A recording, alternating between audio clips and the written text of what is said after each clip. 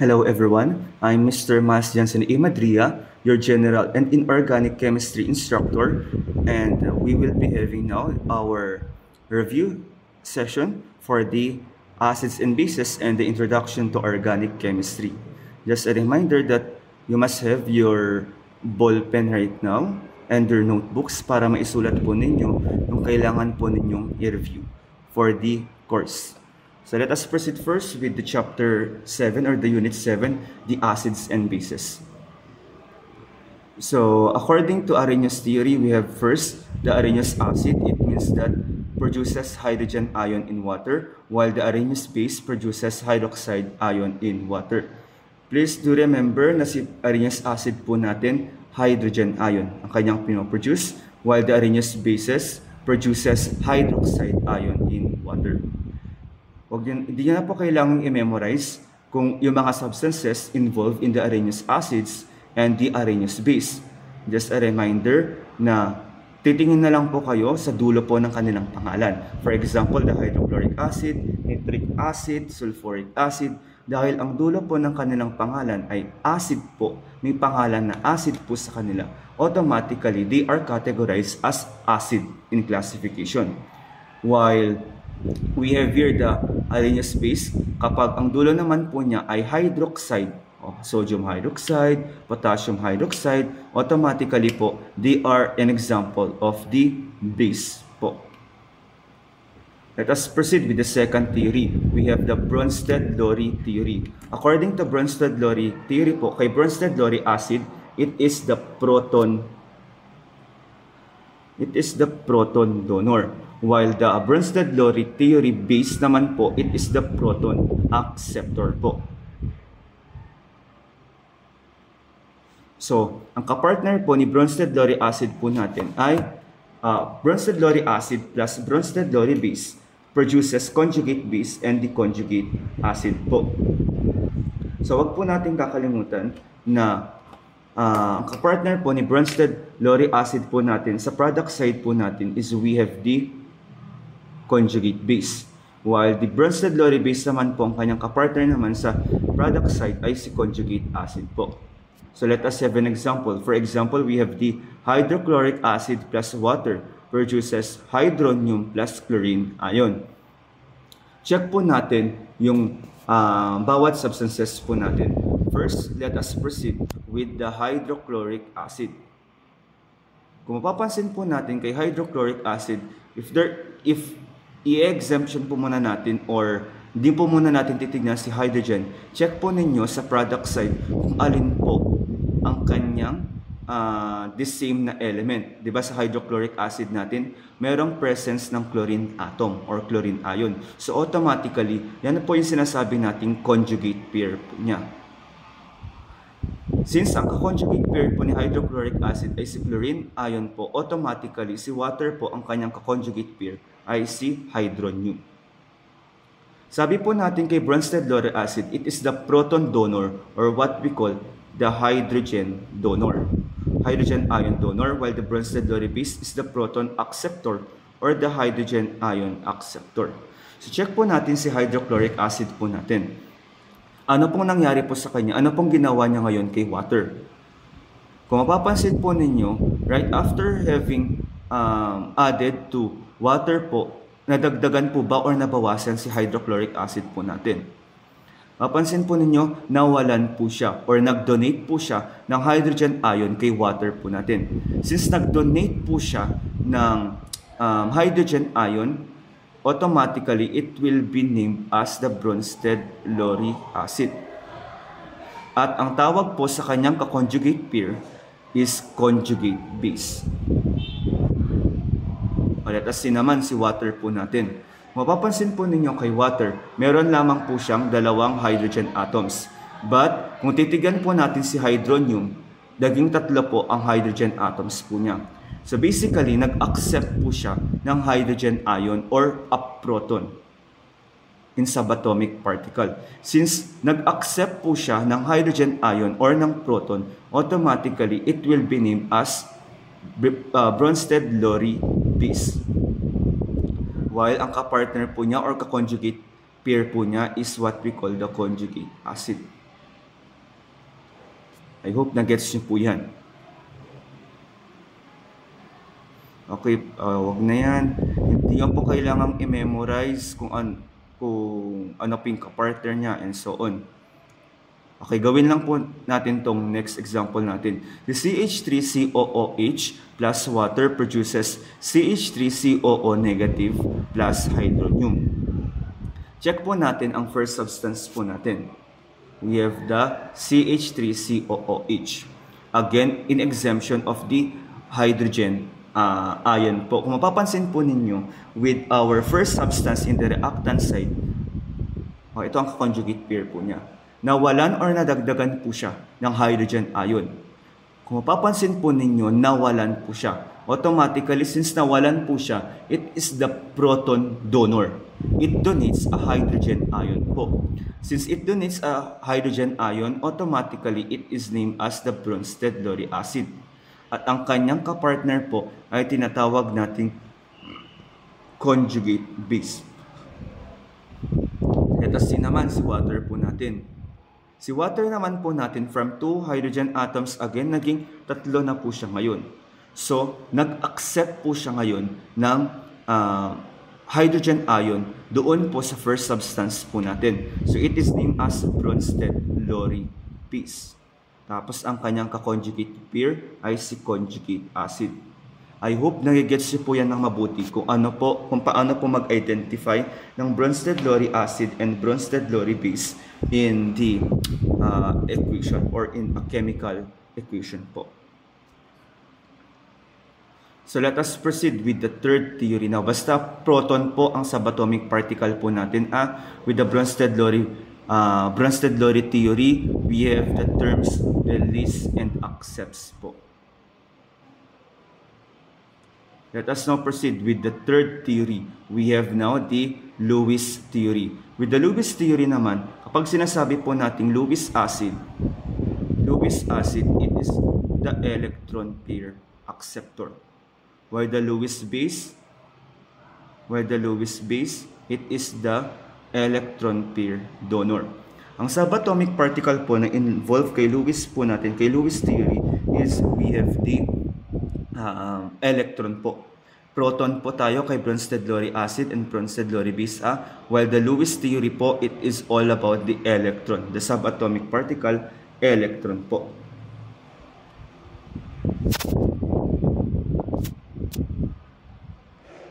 We have here the following physiological importance of the different theories, the Arrhenius theory, the Bronsted-Lowry theory, and the Lewis theory.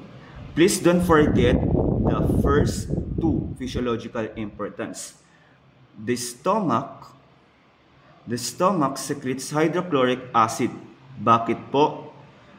To break down food and destroy microbes. While the pancreas naman, secretes bicarbonate to neutralize stomach acid entering the intestines po. So, yan po, yung difference silang dalawa. Cells depend on specific pH to carry out metabolism and oxygen delivery. Please don't forget kung ano po yung mga sinesekret nila and ano po ang goal nila and ano ang importance niya sa atin pong katawan. We have here the clinical relevance. Huwag na po yung i-review. Ano po yan?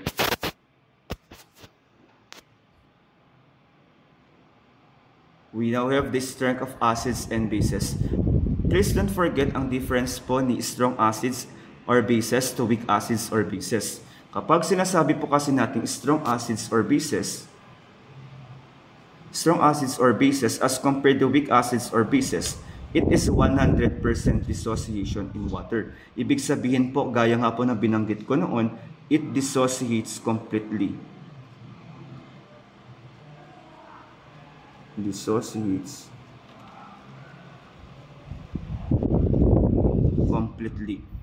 As compared to weak acids or bases, it is just partial dissociation.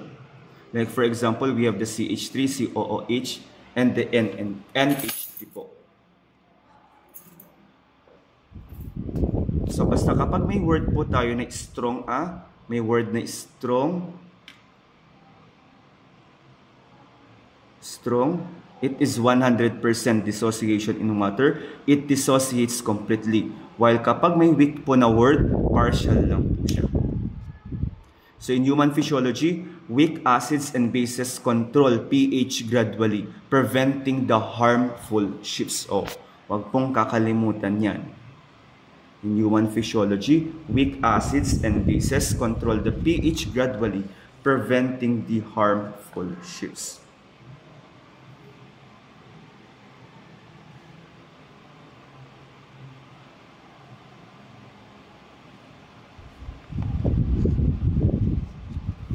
Next, we have the stomach acid is strong, but the body uses weaker acids in blood to avoid the sudden pH changes. Wag pong kakalimutan din to.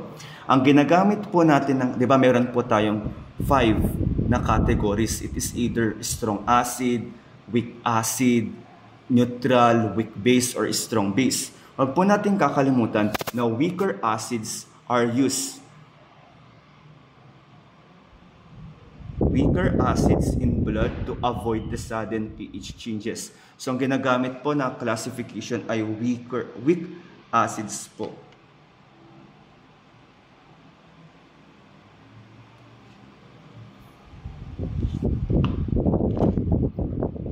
Let us continue. We have here the following clinical relevance. Huwag na po yan. Huwag na rin po yan. We have also here the conjugate acid-base pair. Huwag po itong kakalimutan. With the conjugate acid-base pair, the conjugate acid-base pair differs by 1 proton. Differs by 1 proton. We have the hydrogen ion. So example, we have the H2CO3 produces the hydrogen ion plus bicarbonate. Wag po natin kakalimutan yung equation natin for the conjugate acid-base pair. H2CO3 in equilibrium with the hydrogen ion plus the bicarbonate po. So this reaction is the foundation of the blood pH regulation. When blood becomes too acidic, bicarbonate binds excess hydrogen ion. When blood is too alkaline, carbonic acid releases hydrogen ion. Excess releases. Binds excess. So, okay. Let's continue. We have here the following clinical relevance. Let me check. Okay, wag na rin po to. Okay, let us proceed with acid ionization constant. Ka measures how much an acid ionizes po. We have the two different classification of the Ka or the acid ionization constant. When we are referring to large acid ionization constant, ibig sabihin po niya, it is an A strong acid in classification. While small Ka, it is a weak acid in classification po. Clinically, Ka or the pKa determine the drug absorption and ionization. Weak acids or aspirin absorb best in acidic stomach, while the weak bases absorb best in small intestine.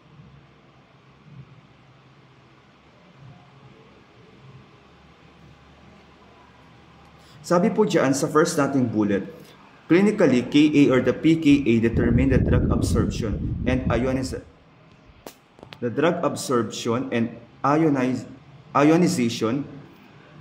Yun nga po, ionization. Sabi po kasi dyan, it influences the drug absorption because they can ionize differently in body fluids po. Kaya nga po si weak acids po natin, ang target po niya ay stomach. Pero kay weak bases po natin, it is for small intestine. Again, the weak acids and bases influence the drug absorption because they can ionize differently in body fluids po.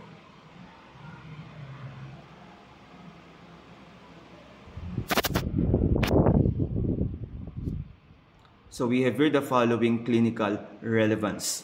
Please don't forget the connection of the drug solubility in IV solutions. Drug solubility in IV solutions, and the correct, which means correct pH prevents precipitation po, and the tissue damage. And tissue damage.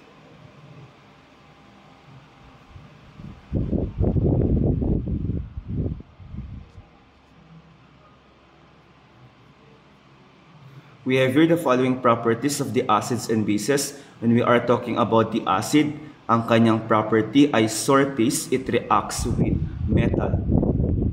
While the base po, it is bitter and slippery. Please don't forget also the pH number of the acids and bases. Kapag acid po siya, lesser than 7. Kapag base naman po ang kanyang category, it is greater than 7. Please don't forget also that the pH number of the neutral is 7. Neutral po ang tawag sa kanya.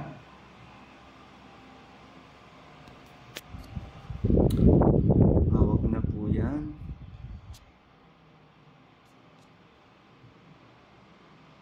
Huwag na rin po ito. Okay, let us proceed with acidic and basic properties of water. When we are talking about water, it is amphoteric. Discuss ko na rin po yan. Pag sinasabi nating water as amphoteric or it is amphoteric, ibig sabihin po it acts as acid and base. Please don't forget also the equation regarding the water as amphoteric. Yung self-ionization po niya, 2 molecules of water in equilibrium with ammonia plus hydroxide ion. Please memorize this one. So we have here the acidic and basic properties of water. Water balance is vital for blood pH stability, cellular hydration, and electrolyte transport. We have the following clinical relevance. Wag na po yan. Let us now proceed with the pH scale. The pH scale measures the acidity or alkalinity of a substance. The scale ranges from 0, the most acidic, to 14, the most basic. Please don't forget po kung ano po ang kulay po niya. Kapag kulay pula, super ang pagkapula niya, of course, it is an acid in classification. Ibig sabihin po, we are measuring the acidity of a substance. Pero kapag blue naman po siya, we are measuring now the alkalinity of a substance.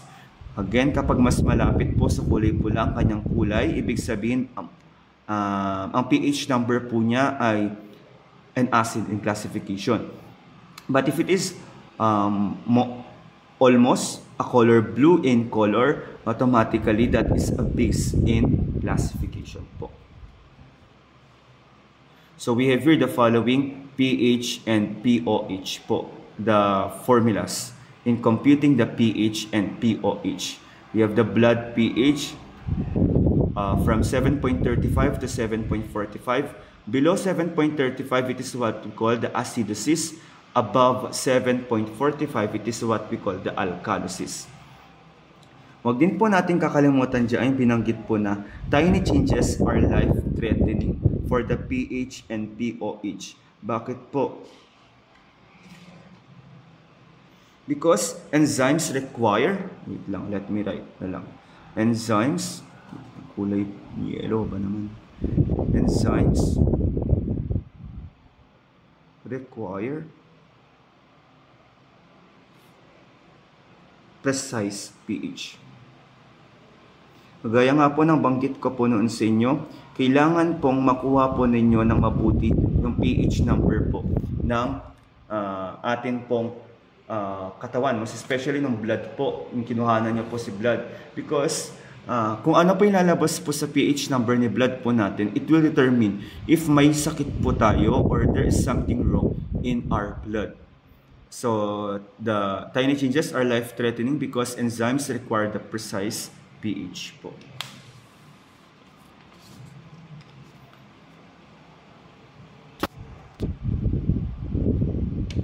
Wag na po yan, wag na rin po to. Kung ano po difference silang dalawa.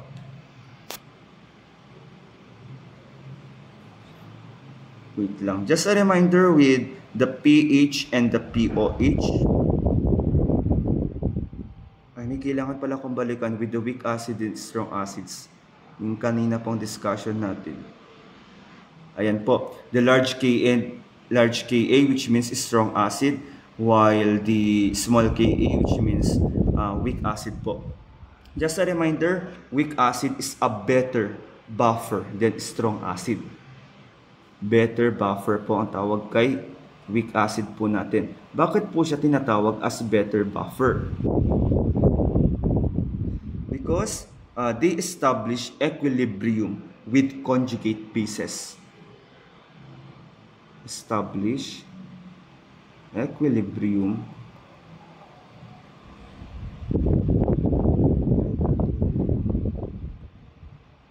with conjugate bases. Conjugate bases. Thank you so much. Okay, proceed naman tayo ngayon kanina kay pH and POH po. May hindi po ako nabanggit during our face-to-face meeting regarding the pH and the POH. Kapag si pH po, kung ano connection po niya kay hydrogen ion and hydroxide ion. Actually, with the pH and the POH in connection with the hydrogen and the hydroxide ion, they are inversely proportional to each other. Bakit ko po sinasabing they are inversely proportional to each other? When the pH decreases po, the acidity naman po increases, or what we call the H positive ion. Acidity increases. Ito po yung sinasabi nating hydrogen ion concentration. So kung si pH naman ay nag-increase, automatically si acidity po niya or the hydrogen ion naman increases, because again, they are inversely proportional to each other po. The same goes with the POH. Kung si pH natin in connection with acidity, with POH naman po, it is in connection with basicity, basic substances. So sir, they are inversely proportional or directly proportional to each other. The same po with pH and acidity, they are inversely proportional to each other. When the POH decreases, the basicity increases. When the POH increases, the basicity decreases. They are inversely proportional to each other. Okay, let us now proceed with the calculation of the pH and the POH of a solution.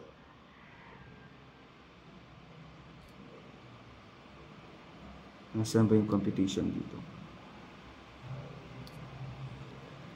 Then calculating pH and the POH values. Calculate the pH and POH of a solution, sodium hydroxide with a concentration of 3 times 10 raised to negative 2 molarity. With this one po, just a reminder, ang una po ninyong titignan is yung substance po natin. Kung ano po ang chemical formula ng substance na yun. We have the sodium hydroxide, NaOH. Dahil po si sodium hydroxide, it is a base in classification po. Automatically, ang una po natin gagamitin na formula, base po yan. Ano po ba pag sinasabi nating base? Base is for the POH or the basicity. So POH po ang gagamitin nating formula muna. POH is equal to negative log times the hydroxide ion. What is the value of the hydroxide ion? That is 3 times 10 raised to negative 2 molarity. Gumamit po kayo ng calculator. Ano pong nakuha ang tamang sagot po dyan? Negative log times 3 times 10 raised to negative 2 molarity. What is now the answer?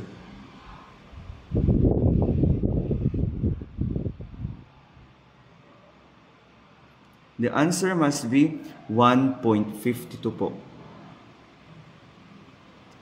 So that is now the pOH value. Let us now proceed with getting the value of the pH po. So pH na tayo. Dahil si pH po natin, kung mapapansin po natin sa atin pong problem, may binanggit po ba na value ni pH po natin? Wala po. So automatically, ang mangyayari po dyan ay gamitin po natin yung third formula. Yan po, si third formula, wag na wag po natin kakalimutan yan. Again, ginagamit lamang po siya kapag wala pong binigay na another value of the pH. For example, may hindi binigay ang value ni pOH, kailangan po natin ang value niya, yan po ang gagamitin. Or kung kaya missing variable naman ay pH, tapos kailangan natin siya for the pOH, yan naman po ang gagamitin formula. Kasi because of course, may missing po tayong value and wala pong binigay dyan na hydroxide ion. So let us use hydrogen ion. Let us use the formula pH plus pOH. pH plus pOH is equal to 14. What is the value of the pOH? That is 1.52. So dahil si 1.52 ay nanggaling sa left side, kapag nilipat po natin siya sa right side, ay magiging negative 1.52. Magiging subtraction na po siya. Bakit po natin siya nilipat sa kabila? Because again, the missing variable is pH po. So the answer now of the value of the pH now is 12.48. 12.48. I hope nagigets you po yan.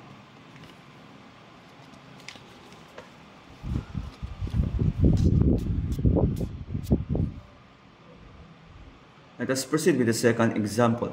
Calculate the pH and pOH of a solution, magnesium hydroxide of 4.9 times 10 raised to negative 9 molarity. Mapapansin po natin sa atin pong equation, meron po ulit tayong substance na magnesium hydroxide. Ano po si magnesium hydroxide? Acid or base in classification? It is a base in classification. Ano pong gagamitin? pH or pOH? Of course, ang maunang gamitin ay pOH po. Because of course, pOH is for basicity of a substance. pOH is equal to negative logarithm times OH negative. Negative logarithm times, what is the value of the hydroxide ion? We have 4.9 times 10 raised to negative 9 molarity. But as you can observe po sa atin pong chemical formula, dalawa po ang hydroxide ion po natin siya. Diyan. So we have to multiply 4.9 times 10 raised to negative 9 into 2 po, which is 9.8 times 10 raised to negative 9 molarity. Negative log times 9.8 times 10 raised to negative 9, what is now the answer? The answer is 8.01. Let us proceed with getting now the value of the pH. Again, kung mapapansin po ninyo sa atin pong worded problem, wala naman pong binigay na value po ni hydrogen ion natin. So gamitin po ulit natin yung third formula na pH plus pOH. pH plus pOH is equal to 14. What is the value of the pOH? That is 8.01. So lagay po natin substitution of values. Lilipat ang missing variable po natin ay pH. Kaya si 8.01 po ay transfer po natin sa right side. So pH is equal to 14 minus 8.01. What is now the final answer? 3.99. So that is the value of the pH. I hope nakakasunod po ang lahat sa inyo. We have also the lemon juice as a pH of 2.0, determine the hydrogen and hydroxide ion of the lemon juice. Pinagkaiba po kanina sa first and second problem po natin. Kay first and second problem po kasi natin, Si pH and si pOH po natin ang missing variable. So, ang gagamitin po nating formulas ay 1 to 3. Pero kung ang missing variables po natin ay hydroxide and hydrogen ion, ang gagamitin po nating formulas ay from 3 hanggang 5 po. Again, it depends on the missing variable. Okay. Wow. Dahil iisa lang po ang binigay dyan, pH pa lang, let us get now the value of the pOH. pOH, paano kuhanin ang value ni pOH? Ganito lang po yan. Since missing variable pa rin po si hydroxide ion natin, gamitin po natin yung pH plus pOH is equal to 14.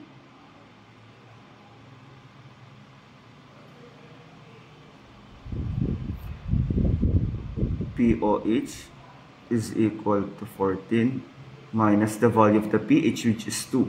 So, the pOH is 12. So, compute lang po natin ngayon yung value po ni hydroxide ion. Hydroxide ion is equal to 10 raised to what is the value of the negative pOH, and of the pOH, that is 12. So, negative 12 po yan. So, the answer must be 10 raised to negative 12 molarity. How about the hydrogen ion? The value of the pH is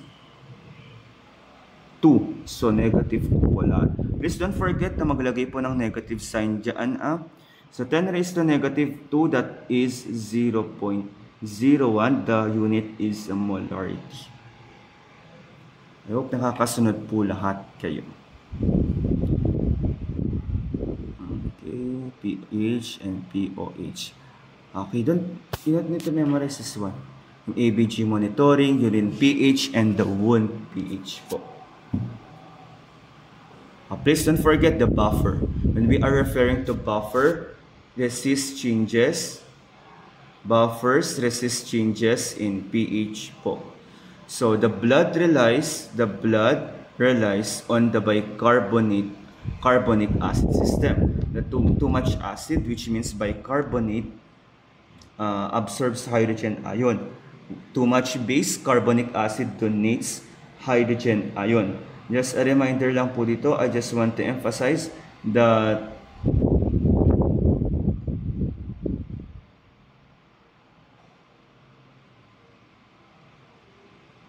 yung difference po ni acid po natin and the base. Yun nga po, kapag too much acid, bicarbonate absorbs hydrogen ion. When it is too much base naman, the carbonic acid donates hydrogen ion.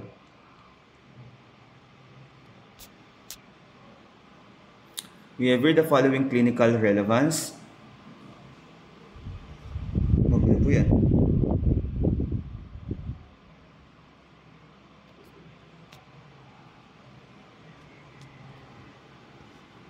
Okay, in calculating the pH of a buffer, please don't forget the Henderson-Hasselbalch equation.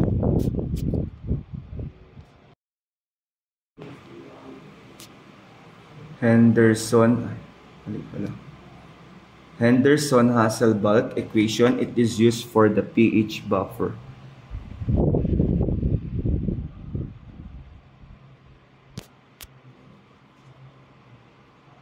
Okay, calculating the pH of a buffer, I will provide naman the formula po.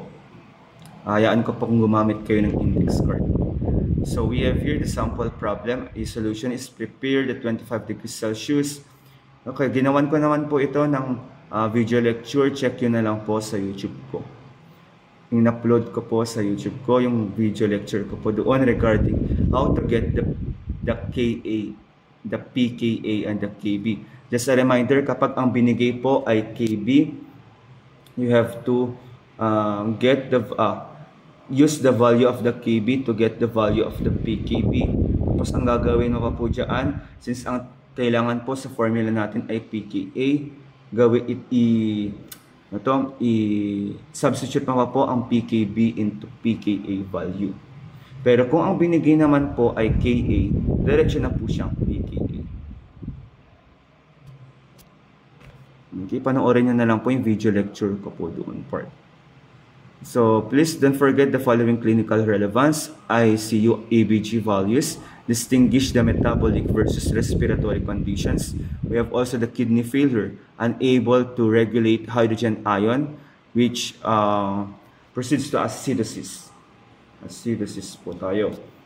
In respiratory failure, carbon dioxide retention increases the carbonic acid. So that ends the review session for the acids and bases. So let us now proceed with the second chapter, which is all about the introduction to organic chemistry.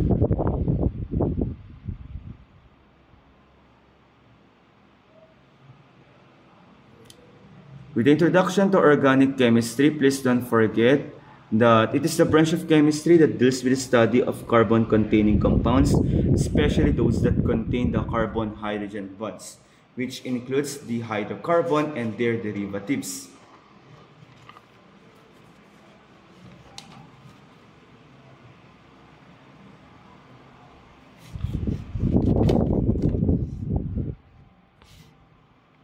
Let us proceed with the properties of the organic compound. Wag na po yan. Huwag na pong i-review yan. Hirapan pa kayo mag-review sa subject ko. Huwag na po yan.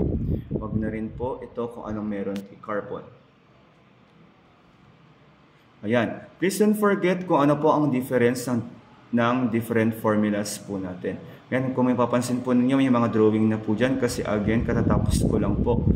Nag-upload po kasi ako ng video lecture ninyo regarding the introduction to organic chemistry.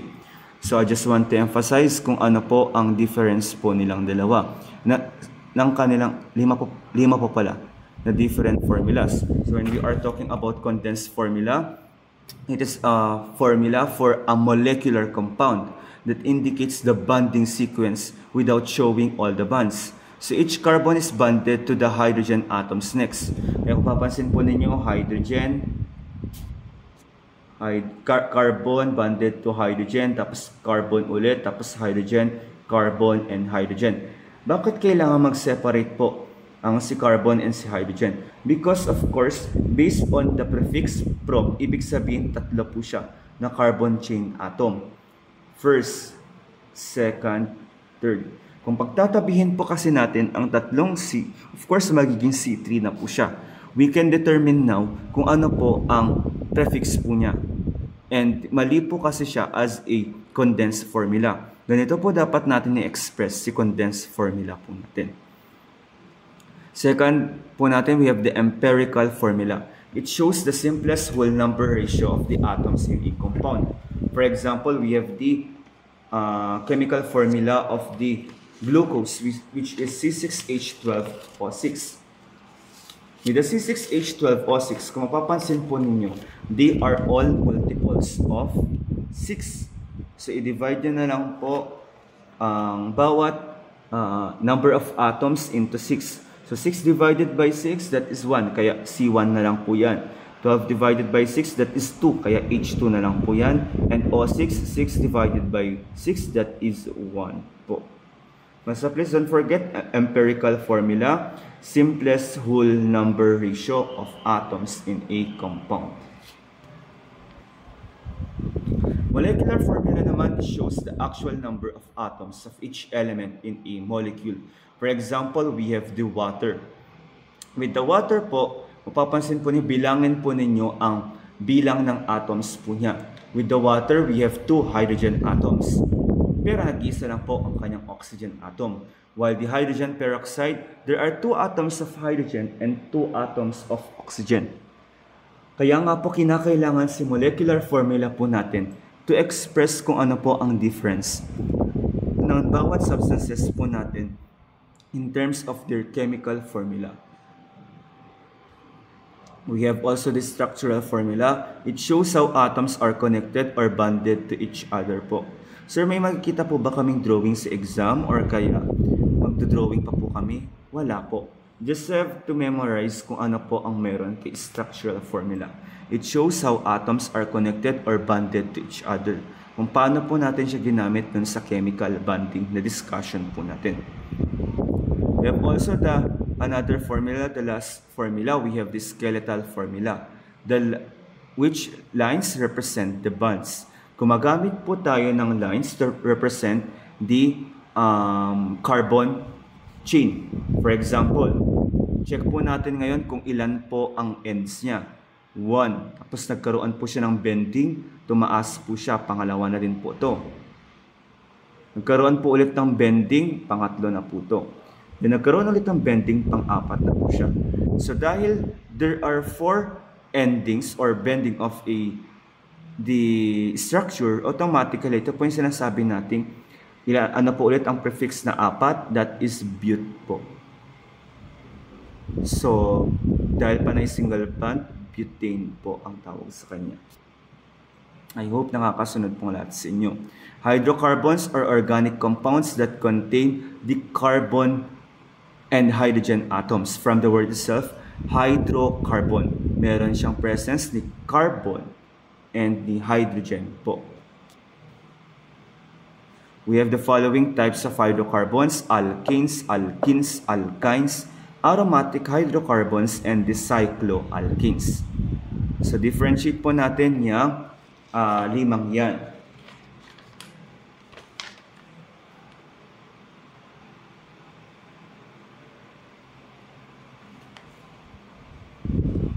Okay. Kailangan nyo lang pong i-memorize dyan kung ano po ang meron sa kanya, kung anong definition niya. Alkane with only single bond between carbon atoms. Panay po siya, single-bonded lang po. Wala po kayong makikitang presence ng isang double bond.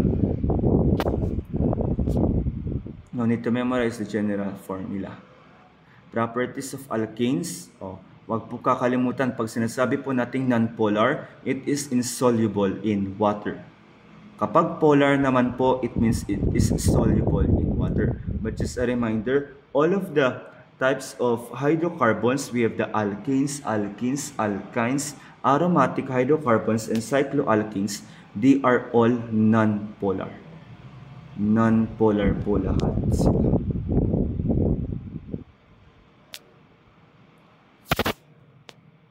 So undergo the combustion reaction produces the carbon dioxide and water. Kakalimutan kung anong reaction po ang pinagdaanan ni alkane natin. Sir, kailangan pa po ba naming i-memorize ang different prefixes po niya? The met, et, prop, but, pent, hex, hept, oct, non, and dec. No need for this one. Huwag na pong i-memorize ko ano po ang values po ng kanyang boiling point. Huwag na po lahat yan.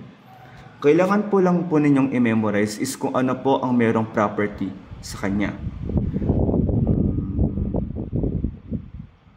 Ayan. It is gas when it is small. It is gas when it is small and becomes liquid as the molecule becomes bigger. So, tumataas po ang kanyang boiling point. It depends now on the number of the carbon chain. CH4, isa lang po siya, kaya negative 162. CH3, there are 2 carbon chain. So, naging negative 89, tumaas po siya. Check po natin si octane. Naging 8 na po siya. So, automatically, habang tumataas po or lumalaki po ang kanyang condensed formula, mas tumataas po ang kanyang boiling point. So, yan, yung mga properties, uses of the alkenes. Huwag po kakalimutan yung 4 na yan. The methane, ethane, propane, and butane. Kung saan po sila ginagamit. With the methane, it is used for fuels, for ovens, homes, water heaters, kilns, automobiles, and the turbines. With ethane, it is used for the production of a chemical called the ethylene. Propane naman, it is used as a raw material for making plastics and other compounds, and the butane, fuel for cigarette lighters and portable stubs. Ginagamit rin po siya sa tinatawag po nating LPG or the liquefied petroleum gas. Yan, check nyo na lang po kung ano talaga difference ng different hydrocarbons po natin. Aromatic alkenes naman, at least one carbon-carbon double bond. Double bonded po. Dapat meron pong isang presence ng double bonded po dyan. Kaya alkene po siya. Addition reaction naman ang pinagdadaanan ni alkene po natin. It is still a non-polar po. Pag sinasabi natin polymerization, ito lang.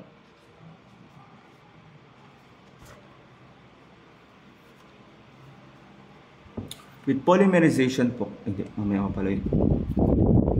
Ayan, huwag kakalimutan that ethene is the simplest or the basic alkene. Basic or the simplest alkene po natin. No need to know or familiarize yourself kung paano po gumamit ng condensed formula. Panoorin nyo na lang po yung video lecture ko po sa Introduction to Organic Chemistry if ever man po na magkaroon kayo ng questions regarding your biochemistry subject.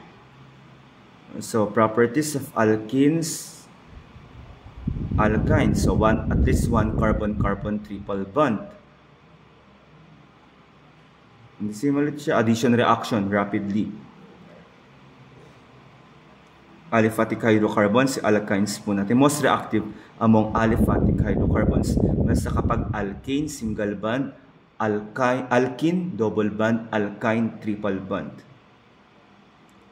Una po yung properties of alkynes. We have alkynes, so na rin po yan. Aromatic hydrocarbons contain the benzene rings with the localized electrons. Huwag kakalimutan po kung anong odor na meron po kay aromatic hydrocarbons po natin. They have this distinctive odor. They have distinctive odor which is aromatic po.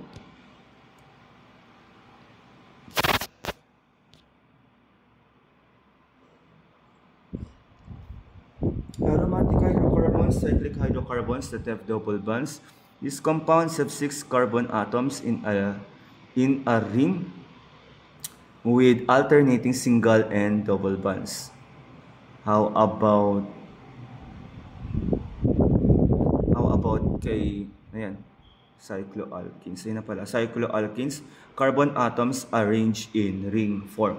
Kapag nagpo-form po siya ng chains and rings, ito po yung sinasabi natin, yung the ability of the carbon to form chains and rings, yan po yung sinasabi natin polymerization. Okay, let us proceed now with the functional groups. We have 6 functional groups. The first one, we have the ester. Esters are organic compounds formed from the reaction between a carboxylic acid plus alcohol, producing the functional group COO. Kakalimutan po ang ating functional group, COO. Ginamit po siya dyan sa R, single bond to COO, single bond to R, another carbon chain. Please don't forget the suffix na ginagamit po kay ester, O-wait.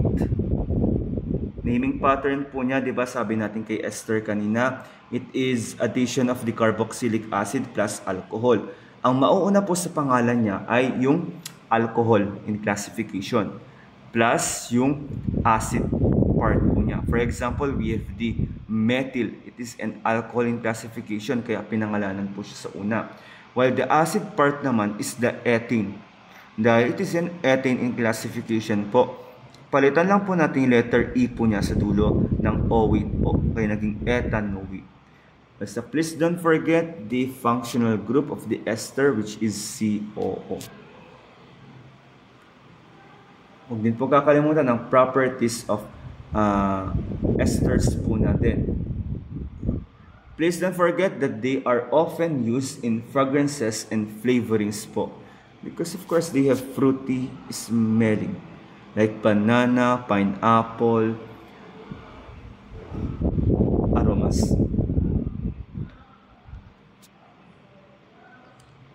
Ay, huwag kalimutan kung ano relevance po niya sa human body.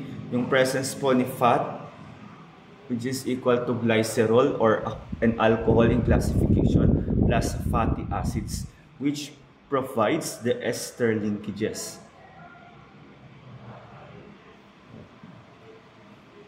Don't forget naman kung ano meron sa kanyang functional group.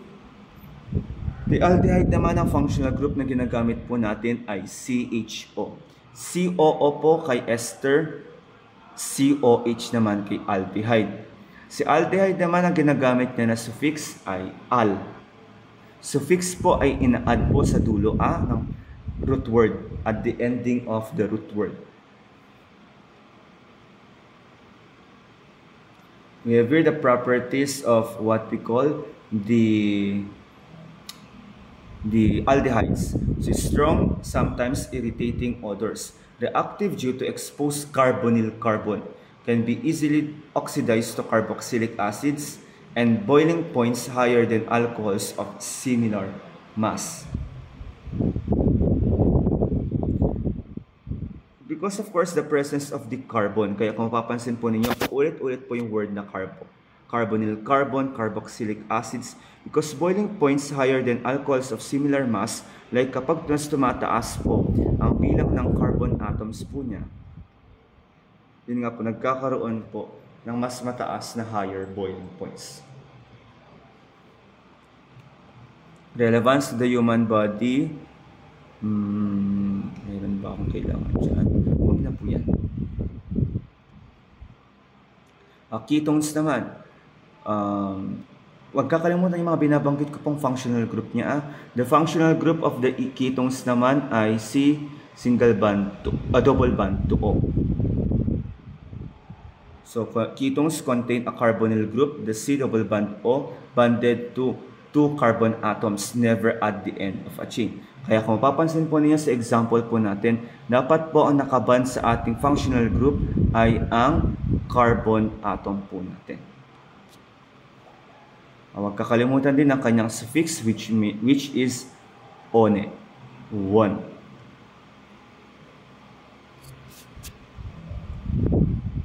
We have here the properties of the ketones.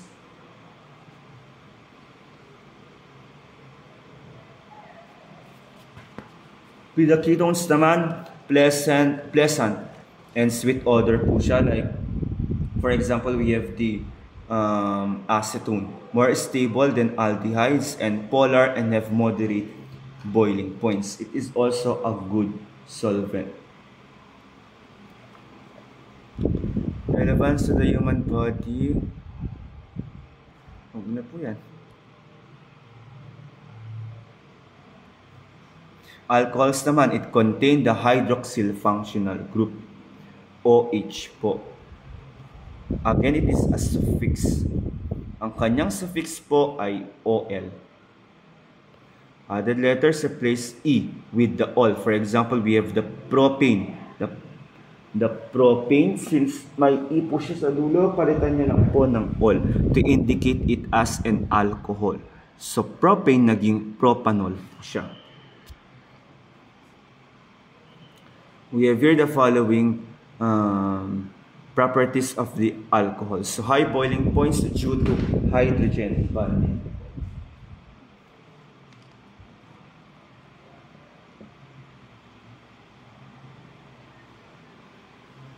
Please don't forget kung ano po ang mga different functional groups po ng bawat types of, what do you call this one, functional groups. Relevance to the human body.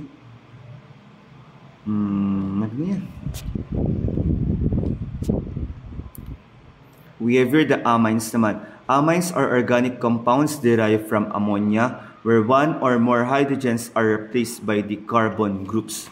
Please don't forget ang kanilang functional group po. The functional group is R, single bond to NH2. O, yung mga functional group po ni amines natin. Ang kanyang suffix ay amine po. Kapag suffix po siya, the ending of the word amine. Pero as if prefix, because it is used as a substituent in the parent chain, it is called, ang ina-add po ay amino. We have here the following properties of the amines. The property of the amine is it often have a fishy odor. Kakalimutan yan. Kung ano pong odor meron po sa kanya, fishy or pungent odor. Bakit po? Because of course, with the properties of the amines po kasi it is soluble in water, a lower amines, and form dihydrogen bonds. Huwag na po ito. Yung relevance to the human body. And the last one, we have the amides. Ang kanyang functional group naman ay CONH2. Amides contain a carbonyl group C double bond O directly attached to a nitrogen atom. Kaya po ang kanyang functional group ay CONH2. Ang kanyang suffix naman ay amide. Suffix amide. Properties of the amides: highly stable, high melting and boiling points, strong hydrogen bonding, and usually odorless. Wala po siyang amoy. Kaya wag kakalimutan po sa relevance to the human body ni amides po natin. We have the urea and the amide itself. Pag urea, the main nitrogen waste product is an amide. Yung kaya nga po sabi natin kapag umihi po tayo, ang nilalabas po natin diyan or the main nitrogen waste product is what we call the amide. Meron din po tayong example ni amide po natin. We have the lidocaine. Pag sinasabi natin lidocaine, containing drugs include what we call the local anesthetic, which is what we call the lidocaine po. So thank you for listening. Wait lang, let me check kung ano pong mga hindi ko na-discuss sa review session po natin.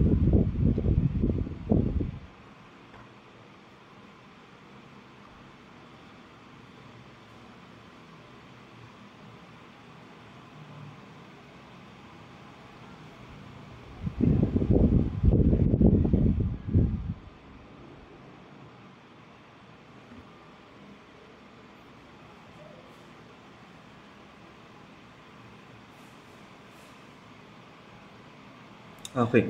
Please don't forget with the relevance to the human body ni amides po natin, they form the backbone of proteins. Kaya lagi po binabanggit si proteins kay amides po. Again, they form the backbone of the amides.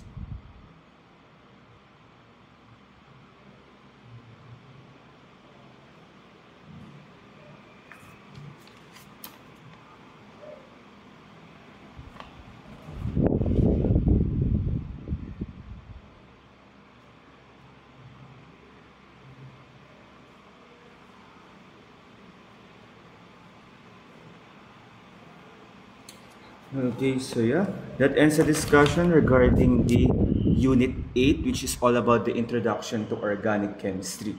I hope you don't have any questions left. Most especially, nag-review na po tayo regarding your final exam. I already emphasized those important informations that you have to be familiarized po. Okay, so yeah, before I end this review session, I hope somewhat you imparted a lot of knowledge and learnings from me. You learned to love chemistry, kahit po super hirap po niya at panay problem solving po. And eventually, you will remember that somewhat naging teacher niya po si Sir Miles. At nga po sana po wag po kayong makalimot. Finally, I can say I'm Mr. Miles Jesri Madria, your General and Inorganic Chemistry instructor, officially signing off. Thank you so much, everyone. Thank you so much, my future nurses. Goodbye.